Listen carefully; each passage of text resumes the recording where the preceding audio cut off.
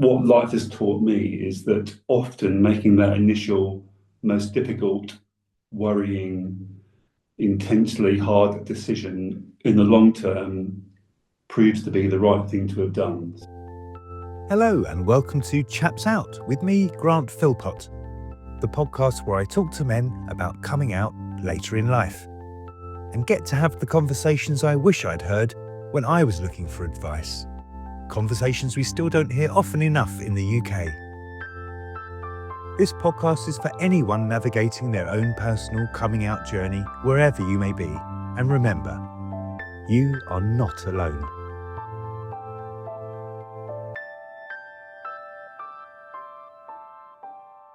My guest today is one of 5 children and grew up in rural Suffolk. His childhood was a happy one, but he didn't want to follow his father and brothers into farm-related employment. So out of the blue, aged just 17, he joined the police, where he stayed for 30 years. Since then, he's worked in homelessness and mental health, and now in the NHS. He's been married and has 2 children. He's a lifelong gym fanatic, loves mountain biking, and is a self-confessed petrol head with a passion for cars, motorbikes, and living life in the fast lane. And if that wasn't enough, he also loves a bit of dance and house music. So I'm thrilled to welcome to the Chaps Out podcast a man who's spent years not just walking a beat, but dancing to one too. Hello, Steve Freeman. Hello. Hi, Steve. What a lovely introduction. Thank you. No, it's good to see you. So yeah, a career in the police. So when did you retire? So I left the police in 2010, actually, which now seems like an awful long time ago, but it's just gone so quickly. I actually can't believe it's 16 years ago. Well, not quite 16, but it's just flown by. Oh yeah, it does, doesn't it? As you get older, it's really annoying. Well, let's get on to it. So what was the circumstances that led you to coming out later in life? What was your age when you did that? Well, very late, actually. I mean, just very quickly, as a kid, I was brought up in the village. I didn't know anybody else that was gay. I had no idea that I might even be gay then or in the future. So just the usual thing, like during school and during my later teen years, I wasn't so much of a gym goer then, to be fair, but you look at other lads and think, God, I wish I was as fit as they were, or I was as good looking as they are, and that's as far as it went, really. Didn't give it any other thought. There was no depth to my feelings at all. Joined the police when I was very young. Met somebody whilst I was in the police. We got married at 21. We both had, good careers, and decided after about 5 or 6 years to have children. So we then had 2 kids that were about 6 years apart, and life was actually pretty good. We had a good income and had a nice house, and not much to moan about, really. And then for no particular reason, I just found myself. I don't know why I found my thoughts even going this way, but I just found my thoughts. If I saw like a good-looking guy who was pretty fit, I'd start to find myself looking at them a bit longer, and then almost start to worry myself about, oh my God, maybe I might be gay, and you try to block those thoughts out of your mind. And this continued for maybe 3 or 4 years or so, bearing in mind my kids were very young at this point, and I had a wife, and nobody around me would have had, I don't think, a clue that I might be gay. Yeah. So I think, like many others at that time, we're now talking in the mid or late 90s, actually. I'm sure I was one of many that found themselves in that position and thinking, God, I think if I let my mind kind of wander a bit, and if I were to explore a bit, I might find that maybe I am gay. But I didn't know what to do about it, so I kept pushing it to the back of my head and just cracking on with life. And then, as things do, often the sort of truth of a situation will often find a way of coming through the earth and like blossoming. And it just got to the stage where these thoughts became always on my mind, to the point it was very distracting. I was doing nothing about it, by the way. No. And I just, over a period of about 6 months, was trying to hatch a plan in my head, which sounds a bit calculating, but wasn't meant to be, about how do I deal with this situation. I've got 2 young kids that I love to bits. I love being a dad. I've got a wife who I think loves me. She'll never listen to this, so I can say what I like, I guess, now. Although we are in fairly good contact. And I just thought, you know what, I can't just live a lie. I cannot live a lie. I've got to find a way through this. And so for me, it was having a conversation with my then wife, saying, I'm feeling a bit like this, and I'm really confused. I don't want to like hurt you. What on earth can we do about it? So we went for a bit of counselling, like relationship counselling, I suppose, which is a little bit awkward. And on the back of that, again, over a number of months, there was a few arguments along the way, like, how can you possibly think you might be gay? We've been married for like 12 years and all this sort of stuff. Like, did you always know? No, of course I didn't know. I had literally no idea. So we just agreed eventually that I would move out of the home that we had with the two kids, and I just rented a little hovel somewhere about 3 miles away that I lived in to let the boys, and obviously I was working full time then. I was still in the police, of course. My wife wasn't working at that point, and I lived in a little hovel to try to come to some conclusion about whether the thoughts I had in my head would be played out if I had the freedom to explore a little bit. So that's like the introduction to me then starting the journey of being a gay man. Yeah. So what was the age you were when you So this all realised started from that? I was maybe about 38, Right. 39-ish. So yeah, maybe 37 years, certainly my late 30s anyway.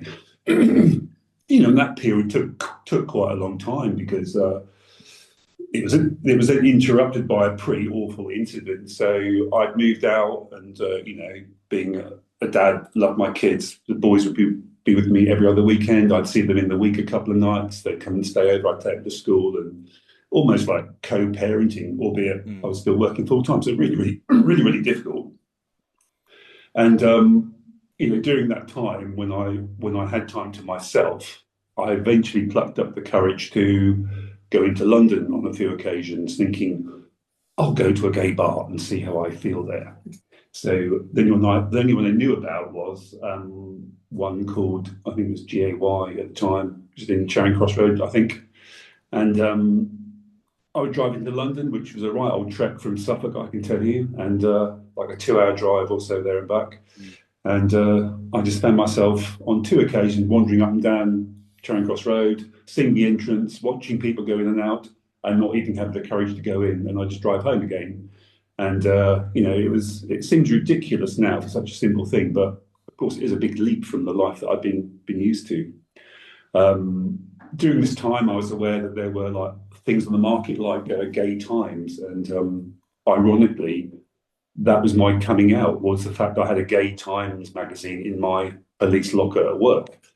Because during this time that I was in this period of finding myself, discovering that I was actually gay, I had a locker at work.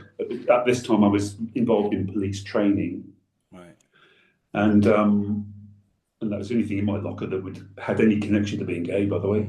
And during this time of finding myself, I had the most horrific motorbike crash. So I'd moved out, and was about to move out when I had a horrific motorbike crash where I was knocked off my motorbike, basically left for dead beside the road, with multiple really serious life-changing injuries. And the next 6 months, 3 of those months, I was in intensive care. I was like in an induced coma for a very long time. So that period of time is a little bit sketchy in terms of my memory of it, because I wasn't actually in the moment. Then started to have loads of operations, started the long road to recovery. During that time, the police had decided that my role that I had in training was going to be filled with somebody else, because they didn't think I'd return to work because of the extent of the injuries. I was off work about a year in the event. Wow. Always determined to get back though. And in clearing my locker, they found a copy of Gay Times there, and which seems fairly irrelevant, but that formed the basis of me being outed and coming out at work. So yeah, that was quite an interesting way of being forced to come out almost. To be fair, when I look back, at the time I wasn't that angry actually, because we're now talking about early 2000s, I suppose that would have been. And, being in the police as I was then, we're now 25 years on from that. I mean, 2000 seems like a very recent event, but it's actually a quarter of a century ago now. And and in that quarter of a century, things have moved on again an awful lot. There we were thinking we're into the 21st into the 21st century, and things are going to be also different, but it's such a slow, lengthy process. Mm. But yeah, and then so I was off work for about a year. In that time, I made it clear what I wanted to go back to work, and in fact, was insistent that I go back to work and not be medically retired. Yeah. And upon going back to work, I was in a different role completely, but just started to hear little, well, not rumours because they weren't rumours; it was actually Mm. true. But you started to just hear through the grapevine that oh, did you know Steve's not homosexual because they found a magazine in his locker apparently, and all these sort of things spread Mm. around. And I never took it up directly with anybody because I wasn't particularly bothered by the whole thing. I mean, it did cause me a few issues later on in my service when it kind of got in the way of some interactions with some of the hierarchy for various Ah. reasons. But on the whole, I wasn't that bothered by it. The hardest thing for me was actually telling my two lads, who were still quite young, trying to get them to understand what on earth was going on, and then coming out to my siblings, and family. Mm. And that actually wasn't difficult. The thought of it was difficult, but the actual event wasn't actually difficult at all. That's the thing. We build it up in our heads, don't we? And then actually, by doing this podcast, I've discovered, very similar stories where people, the actual telling of people isn't that bad. But yeah, so how was it with your lads? So, I mean, it's quite good. I mean, I remember vividly at the time this all happened, I would imagine my youngest lad was maybe only about 2.5. My eldest lad Oh, was right. maybe eight Oh, and a half okay. or so. So obviously the younger one, too young to understand anything. Mm. With my eldest lad, it kind of just happened naturally because like kids pick up on things that we underestimate how much they see that we think they don't see. And Mm. I recall taking my two lads and my still wife then on holiday after we'd separated over to Florida actually, and my eldest lad was aware that we'd be walking around, and he would just say to me, "Dad, did you see that woman keep looking at you over there?" And I think she was an air hostess or something. I said, "No, I didn't have a clue. I'm a bit of a space cadet." And then we were out and about in the park saying, "Dad, that woman looks at you. I think she fancies you," and all these sort of very innocent things. Mm. Then jumped forward, we got back home, and we were actually sat down having dinner one night after we'd finished school, just having a chat, and there was something on TV. I mean, I despise EastEnders, but I think that was actually the program that was on TV. Mm. And there was some gay-themed episode on telly, and my lad was like eating his, I don't know, beans on toast, whatever it was, and obviously seeing what was on the screen, and he just said, "Are you gay, Dad?" I said, "Well, why are you asking?" He says, "Because he says just seeing this program's reminded me that when we're on holiday, you didn't pay those women any attention to showing you attention, did you?" I said, "No, I didn't actually," and then that's how it all started from that innocent kind of young lad just picking up on something, and Wow. so that was then instrumental in me. I mean, my youngest lad was still too young to tell, Yeah. but so my elder lad was fine about it. He didn't really care. Mm. Once his mates got to know, they were pretty cool about having a friend whose dad was gay. I think they thought it was quite cool, actually. So it didn't cause him any problems. So yeah, and on the back of that, I told my brothers and sisters again. Decided one evening, sod it. I'm just going to drive out tonight, see every one of them in the same evening, tell them everything. So there's no like rumor spreading or gossip, Mm. and again, there's no issues whatsoever, and hasn't been to this day, apart from a homophobic brother-in-law. But Oh, that's well, it's typical, isn't it? There's always going to be one, I suppose. It does sound like that. I've he been very wouldn't he lucky. wouldn't be I homophobic to my face, to be fair, but He I has know or that he is. hasn't. Oh, you know he is. Yeah, yeah. Well, yeah. I've been very lucky, I think. All my family. I mean, I've got quite a small family, but still, yeah, everyone's pretty cool. And also, I'm the eldest of four boys, so Okay, yeah, everyone's yeah. younger. So I've got a couple of millennial brothers, right? So everyone's basically as the generations go on, they get more and more mellow, Yeah, and absolutely. the less toxic the generation before is, and obviously. I think, like with my grandparents were around, not saying they were, but I don't think I would have probably come out until, but I The wasn't even in the later. headspace until after that. And I don't know if that's a psychological, block that I hadn't even realised. I don't know. Yeah, I mean, quite possibly. Certainly, my experience wasn't actually that bad on the whole. I mean, of course, it brought about a lot of disruption to my children's life, which there is no easy way to it. And I've been currently having conversations with my eldest boy again because he was living with his mum, and she was finding the whole situation really difficult, as we all were. I mean, it's not a situation anybody wants to do, but the alternative is not being upfront and honest, and that brings about its own issues around deceit and lying and everything else. So there is not an easy answer other than just being honest about it and just having to take the fallout that comes with it and like deal with it in the best way that you can. Yeah. But on the work front, so again, it actually worked in my favour sometimes because I don't think anybody suspected that I might be gay, and in a bit of a macho profession, and did macho things or perceived macho things within the police in terms of the roles that I did. And eventually I ended up working in professional standards, investigating the most serious complaints, investigating corruption, that sort of thing. And so you're in a position of immense trust amongst your colleagues in terms of what they might or might not tell you. And I'd have people come up to me saying, I think I can trust you, mate, but I think I might be gay or lesbian, and how did you go about this? And these are the problems that I face, and how did you get through them? So as word slowly spread that Steve's homosexual, others then came to me and I don't know, did they take advice? Maybe they did. They just wanted to listen about my own journey and in the hope it might help them. Yeah, it's just having a role model, having anyone to be seen, right, and that visibility, and you're that guy who, by default came out, and that's So Yeah. it was fortuitous in a way that happened because you weren't probably going to do it any other way, were you? So No, probably not.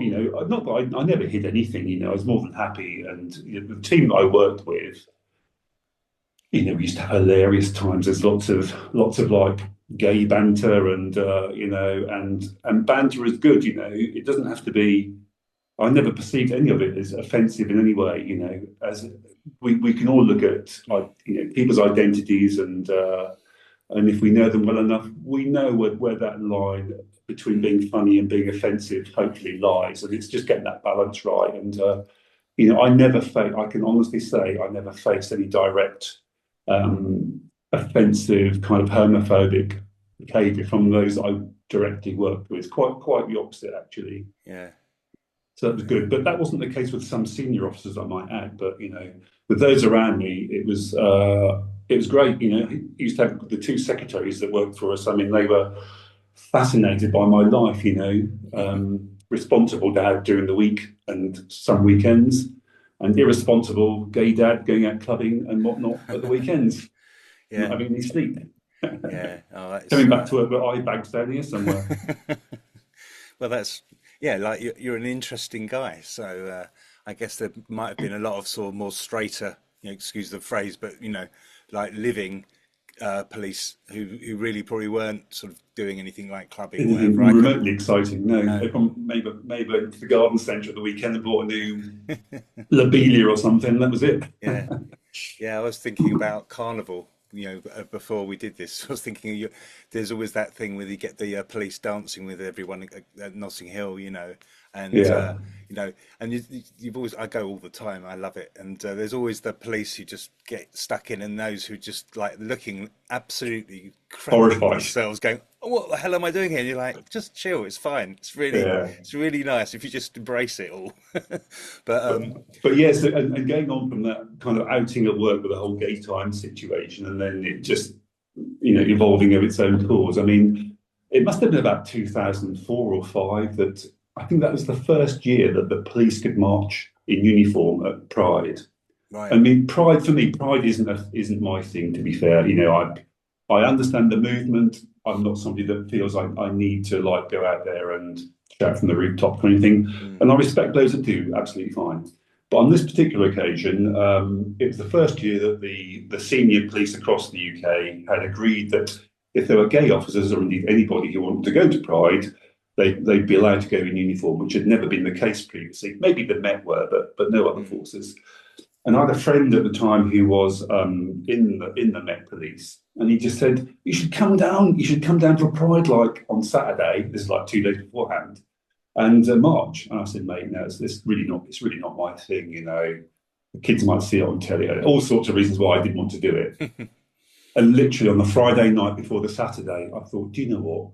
Sorry, I'm actually going to go and do this. What, you know, what? Why not do it?" So I drove down the following day, and I was actually a bit nervous because I'd never been to anything like it before. Mm. Not around that many gay, lesbian, bisexual, and trans people everywhere, And there I was at 6'6" with a helmet on, probably over 7 foot, and they put me at the very front of these marching police officers, right at the front, with a very tall and quite good looking, I have to say, at the time, like deputy Met Commissioner.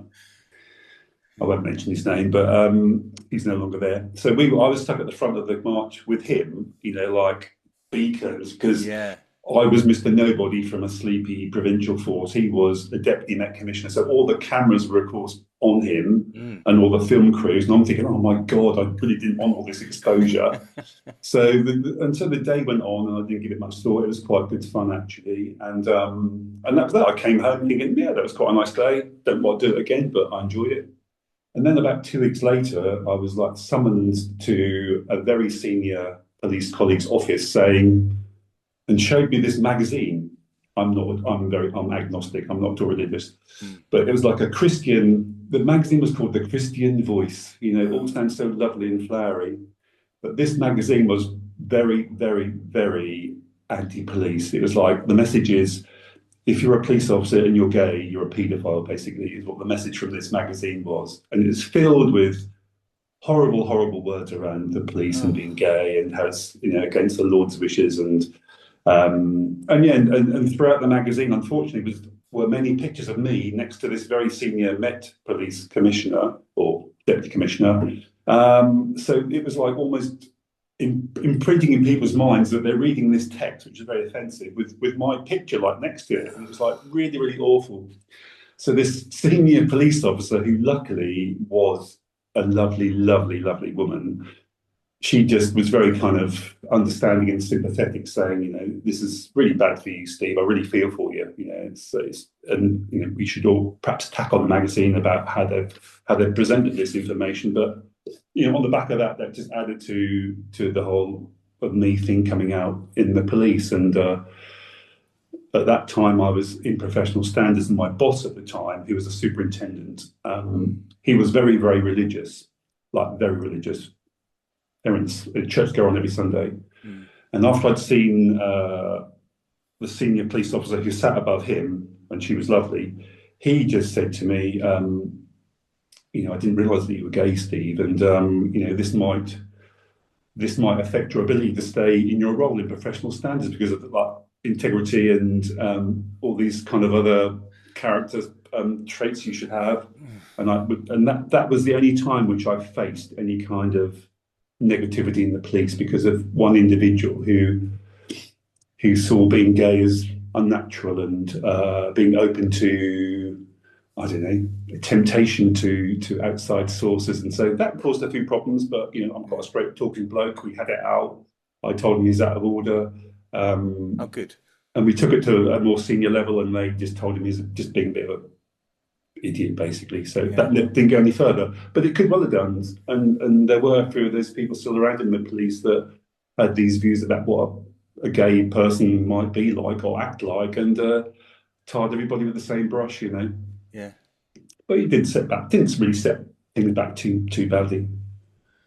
That is rough, though, to get that when you expect in the modern day that people have moved on from all that. But yeah, I guess he was old, set in his ways, or is it just because he was kind of a particular type of Christian?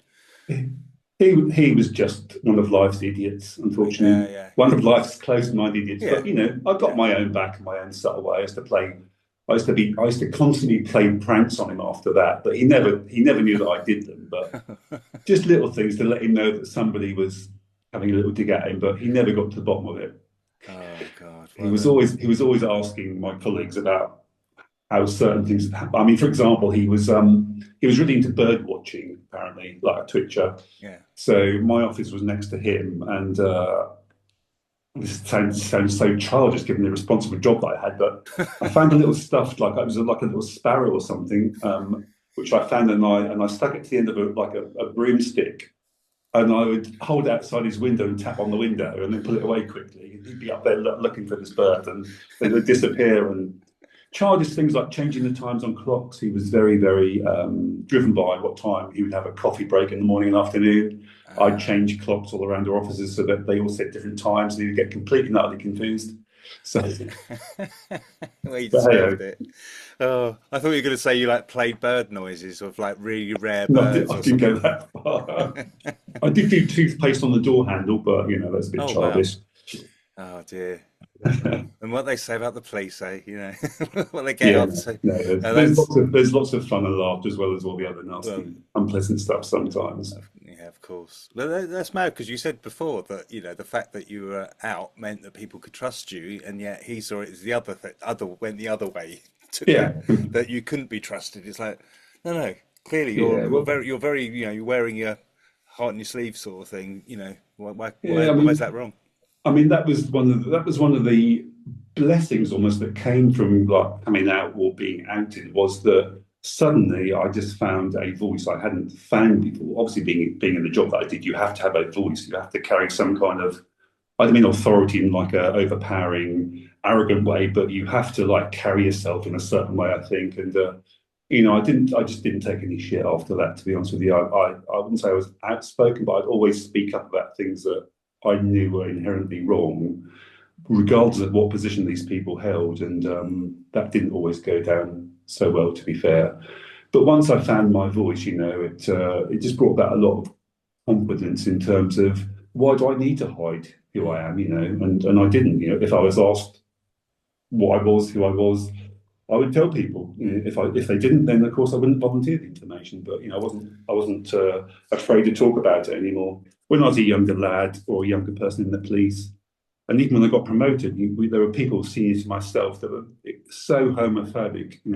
It was unreal. Like they would go and target going into toilets just purely to try to catch two guys, getting a blow through the door, which I know is inappropriate because they're public toilets, but they would go out of their way to try and find people to do this, which I never ever agreed with. So, and just in general, like conversation with some police colleagues, a lot of homophobia. But then again, I'm sure some of this was just to cover up some of their own insecurity about their own sexual orientation. Sometimes, actually, Yeah, it sounds like homophobia from the conversations and the reading I've done is a big sort of deflection tactic that yeah, people employ when they don't realize all it's doing is putting a great big arrow over their head. yeah, I know. But yeah, So when you left the police and then joined, you had started doing other jobs and that, probably in a similar way, if it was asked of you, then you'd be open and honest. But I mean, I guess yeah. they're probably a little bit more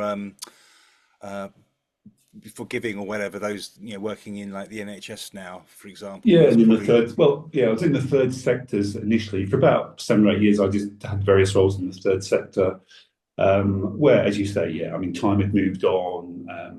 You were around different type of people that might gravitate more towards those sort of roles than those maybe like the police. So they were much more open. So you never face any issues at all. And just through conversation, as you like trust people, you talk about what you did at the weekend and at that point, even into my early 50s, I mean, I was out clubbing every couple of weeks, mm, at clubs in London. And because I loved, as we mentioned earlier, I loved dance and house music. So, mm, I was doing things in my 40s and 50s that most would have done in their 20s and 30s, and they were fascinated by this life that I led. And, but also being a responsible dad at the same time. And, even my boys, they to this day, they have no idea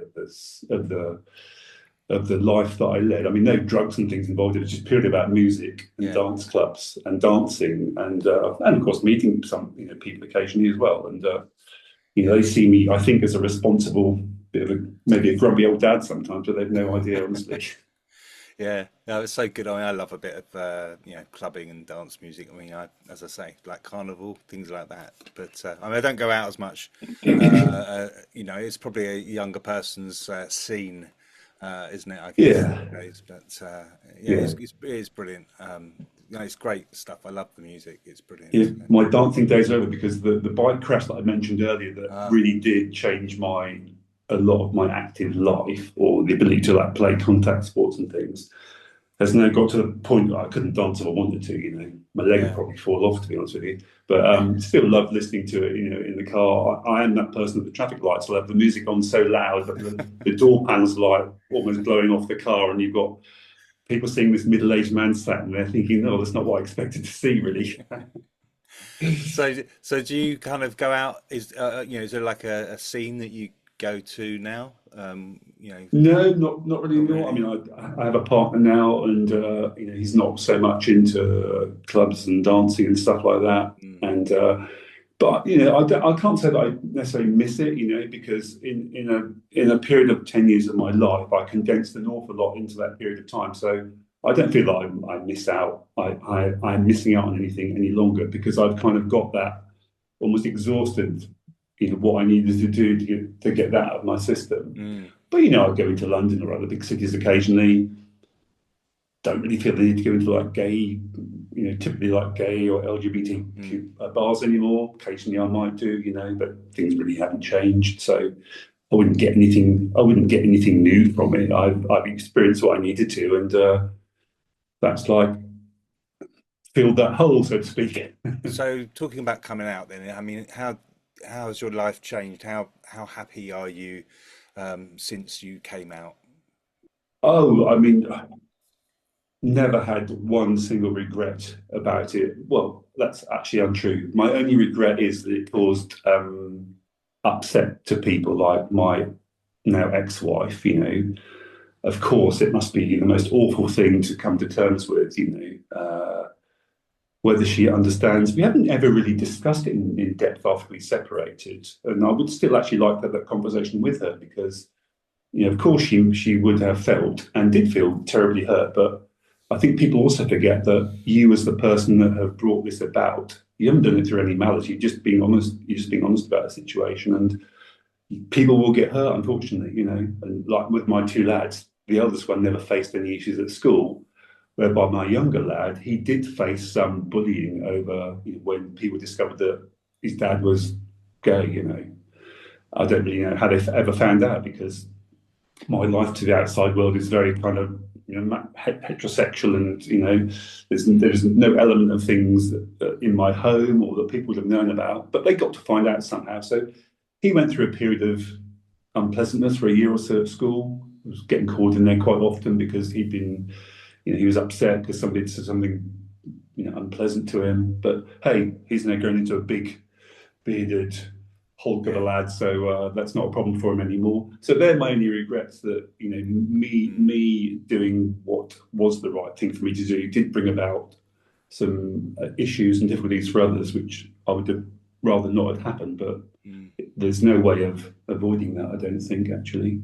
No, so I'd say life now is no, very, very happy. You know, I've no other regrets about deciding what I decided to do back then because you know, for all I know, had I not done it then, I may not ever have done it. Mm, And I can't imagine how it would feel now if I was now, as I am, well into you know into my middle age, and having those regrets. I didn't do it sooner because, you know, as we all know, as we get older, if it's your intention or hope to meet somebody and settle down with somebody, these things all get more difficult as we get older. You know, I think the gay scene is still quite a lot about you know having a beautiful body and you know, having nice clothes and looking a certain way. And of course, these things are all easier when you have some youth in the equation. You know, and as we get older, these things are much more difficult.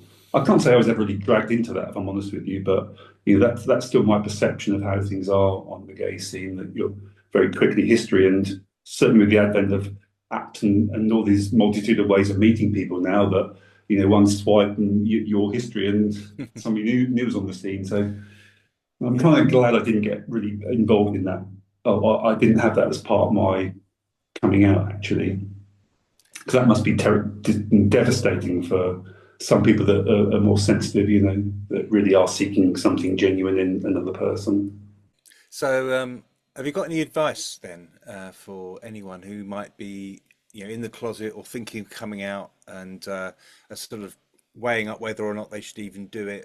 Well, I mean, I can only go on my own experience and of those experiences of some others that have confided in me. And, in life, I found that the right decision is often initially the hardest decision, in terms of you might look at a situation and think, well, A is the easy way out, B is the hardest way, but the most honest way. And what life has taught me is that often making that initial, most difficult, worrying, intensely hard decision in the long term proves to be the right thing to have done. So it's like short term pain, but for longer term gain, I suppose. So, I mean, that would be my advice, purely based on my own experience. But that is, I'm so pleased, albeit it was a very hard early couple, 2 or 3 years, that I can now look back and think, yeah, I'm really glad that I was just upfront about my situation and that I was honest with the people around me, and there was nothing like hidden, and I had no. Um, There's nothing in that closet that didn't come out of the closet at the point at which I decided to do something about it. But hey, we're all different. People's situations are different. It's not as, I mean, it's far from easy for myself. But yeah, I would just say if you feel that thing in your heart, then you need to, I would say it's best to do something about it. And what can appear to be the hardest thing turns out to be the right thing, I would say 90% of the time. Yeah, it isn't easy for everybody, obviously. Yeah, and I don't want to come across in this podcast to say, just do it, because obviously, yeah, you know your close relatives or your partner or whatever at the time, so you just don't know how they're going to react. No, you don't. And that's what you've got to weigh up. Mm, Okay, I would always advocate being honest, but as we touched on earlier, sometimes in life you've got to tweak things a little bit for the right reasons to protect people around you and to make things less of a like a bombshell. mm, And I can't think back, it's a long time ago now, but I'm sure that I did the same thing. But essentially, it was all about just being honest about how I felt and acting upon it and doing it in the most respectful way that you can. brilliant. All right, well, I think it's time to wrap up. But before we do, I'd just love it if you could just give us a little tease then of what you're going to talk about in Chaps Out Culture, the companion So podcast. yeah, well, when you ask me to like think about this, I'm not a big person in terms of seeking out LGBTQ kind of programs and films, but there are a few that stick on my mind. Mm, The first of which would be Queer as Folk, the point at which I was in my life and unsure about stuff, had no idea about gay culture, gay life, gay people.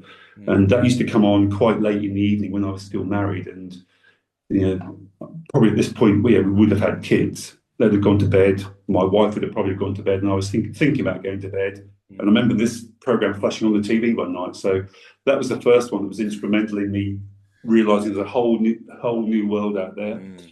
And of course, much more recently, things like It's a Sin. My current work is around sexual health, touches on HOA a little bit as well. Yeah. So I think that program was outstanding in the way that it portrayed that very, very dark, Mm, moment in time. And as far as the film is concerned, I really like the film God's Own Country, which is a fairly recent film, showing the lives of two men that you wouldn't stand out. You'd never have thought they were gay in a million years, but they have this difficult relationship initially, and then it grows and blossoms into a relationship. So that's really nice. brilliant. Oh, look forward to hearing you talk about those. Excellent. Thank you so much, Steve. I really, really appreciate you coming on and talking about it. There's lots of good advice in there, and thanks very much. You're very welcome. Pleasure to speak to you.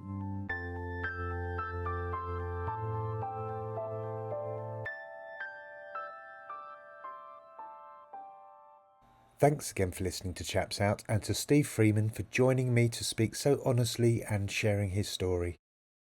Steve showed us that coming out can be a long process of realisation, and that sometimes it's a complicated journey of self-acceptance and truth, and one where protecting the people you love matters deeply.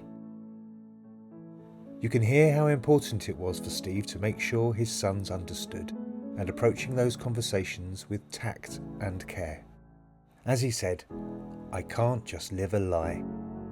And that honesty carried through everything, even when it was difficult, reminding us that the right decision is often initially the hardest decision. He also shared something so powerful. "Once I found my voice, why do I need to hide who I am?" Messages like this will resonate deeply with anyone navigating their own path. Remember, you are not alone. And please subscribe to Chaps Out wherever you listen, so you never miss an episode, along with episodes of our companion podcast, Chaps Out Culture. And please follow us on YouTube, TikTok and Instagram. And also, rate and review. It helps the podcast get noticed and reach the people who may need to hear it. And if you can, give us a share. If you like what we're doing, you can donate on the link in the bio. Your support will help with running costs and keep these conversations flowing. And if you grew up in the UK and came out as bisexual or gay later in life and have an inspiring story you'd like to share, please email chapsoutpod@gmail.com. This podcast relies on those contributors willing to come forward. Thanks again for listening. Take care